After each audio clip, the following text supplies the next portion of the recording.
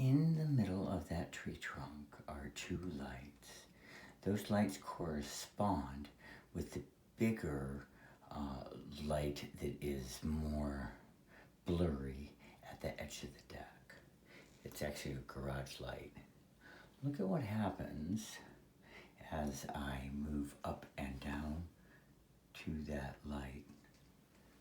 See how it kind of goes in and out, and the light kind of intertwines with each other. What that is the light technology. I can't quite explain it, but for a while I thought it was my windows that were warping. That's not true. So as I get closer and closer to truth, I just wonder about things. And you can see the edge of the light is very affected.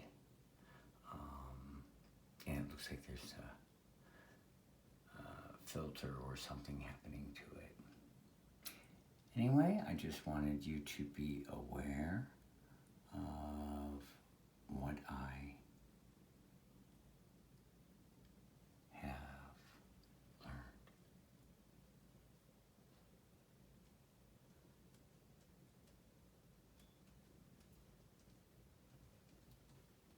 As I learn, I teach. Because I'm a teacher, I don't know how to do anything else.